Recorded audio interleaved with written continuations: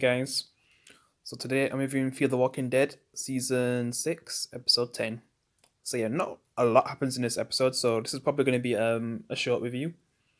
So basically, they mainly focus on Daniel, and there's basically like a traitor in this community that Morgan's been building. I mean, it's not obviously going to be Dakota because she's the one who wanted to come to this place, and she killed John for it, which I'm gonna hate her for a long time for her doing that, because at this point, I think I've said this before, but I did forgive Charlie for killing Nick, even though I sometimes wish Nick was still here. But if you think about it, it's kind of the similar situation where both actors left because they wanted to be killed off and do other things. It just sucks that it's a little girl who is the one to kill off such a huge character. I mean, I guess there is some people out there who don't love John, but I was definitely one of them who did like John that much. He was an awesome character, man. I mean, if you didn't like John, then damn.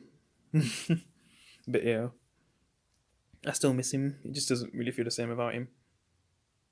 I mean, yeah, we still have some awesome characters like, right now we're getting to get some focus on Daniel, but with how the episode ends, which I guess spoilers, Daniel kind of loses his mind because basically Daniel's trying to find out like who the traitor is, and he's trying to do things to keep people safe. But that moment when he let the walkers in to see, you know, who had the guns, which Strand, he has a gun, but and then he gets locked up. He gets locked up for it, but then he gets let go when Daniel starts to make mistakes. But from that moment when he let walkers come into the place, I was thinking like, there's something wrong there. There's definitely something wrong, and the reveal, I guess, kind of showed it. Because he basically sends, because Grace at this point is getting, having birth pains. Well, no, she hasn't had birth yet, but pregnancy pains, and basically, you know, Daniel sends Charlie and Grace to, well, not the shack, like to avoid the shack because it might be dangerous.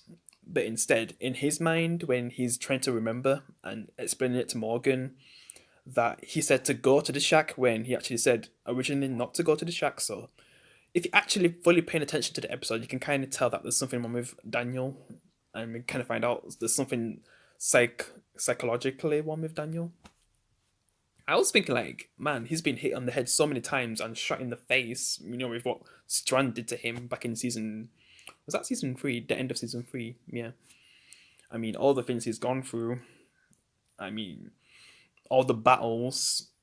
I guess it eventually got him to this point where something like this has happened to him. But because yeah, John comes back and treats him and stuff, so he can come back from this.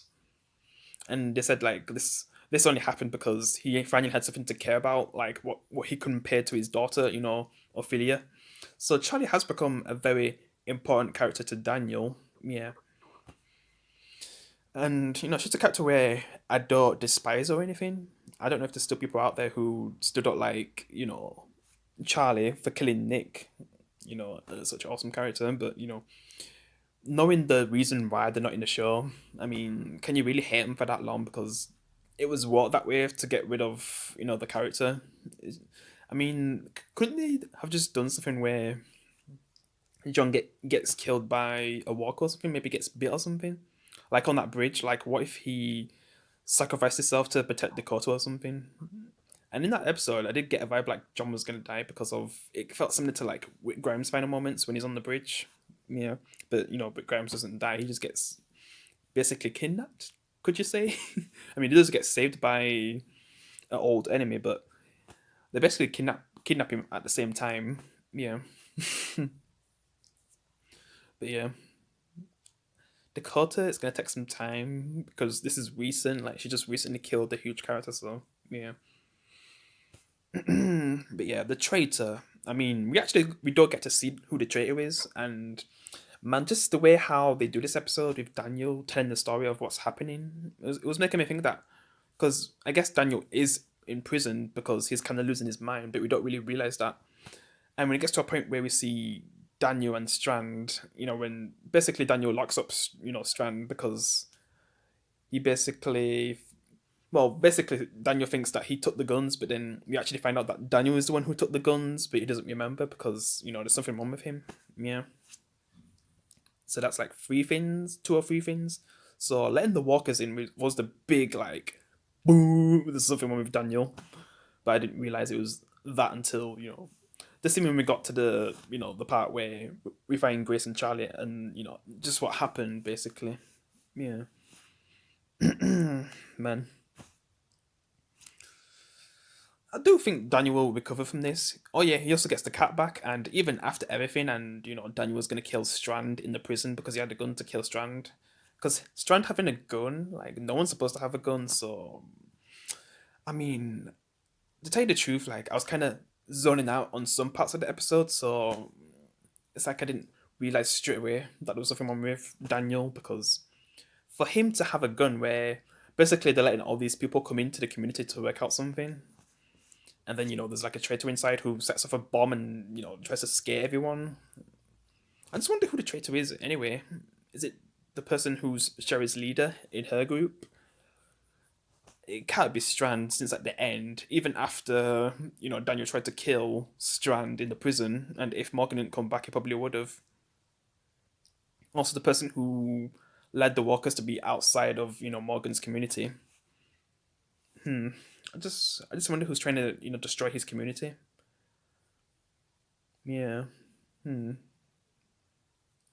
I can't really think of anyone apart from the leader of Sherry's group. I mean, would he go for all that trouble just to? I mean, why though? I mean, you've ended such a big war, and you're trying to end up in another battle. Like, why? I can't really think who it would really be. So yeah, for now, I just don't know. I don't, and I probably won't make a video where I'm trying to think like who would actually be the person who's trying to betray the group. I mean, they basically have betrayed the group with what everything that happened in this episode. But yeah, just gonna have to wait and see. I mean, if I do make a video, then you'll see it. But I just don't know. Like, say if we get to episode 11 and they still haven't revealed who the traitor is, maybe I'll do a video on it on Wednesday or Tuesday. I don't know. But yeah. But yeah, basically, Strand kind of takes in Daniel because Daniel feels like he's dangerous to the group, so he's going to end up, being alone again because he does reminisce on the past a lot in this episode. Everything that happened with Ophelia and how he grieved about that. Everything he's been through, and he's basically been hit on the head twice and then shot like basically in the face anyway, like somewhere here, and he kind of takes off that thing. That villain in Skyfall, and he kind of takes out that thing out of his mouth, and then you can just see that his face is just like messed up, because that's what Strand basically did to him in season 3. He tried to kill Daniel. Yeah, and it seems like Daniel's finally gonna get revenge. Like, I just don't know what's going on inside of Daniel right now, but let's just hope he gets better. Yep. So yeah, I don't know what to say about this episode really. I mean, it's kind of a filler and kind of not, because it's kind of doing things with Daniel as well. I mean, I guess there's a traitor in the group, and really, where they're gonna go from after everything that happened with Virginia. Like, that story's over now, and we have all these communities right now. Like, are they really gonna fight against each other like in season 9? With the saviors, like people killing some of the saviors. Because of everything they did, like the Oceanside and the Hilltop are trying are secretly killing saviors. Rick finds out about it and tries to stop it, but then everything that happens with Rick in season 9 in those first 5 episodes. Yeah, that makes us lose Rick and stuff. Yeah. Is it going to be that kind of situation where? But it seems like there is one traitor though. So yeah, I'll probably make a video, but we'll see. If they don't reveal it in episode 11, then yeah. But yeah, guys, I'll see you in the next one. Peace.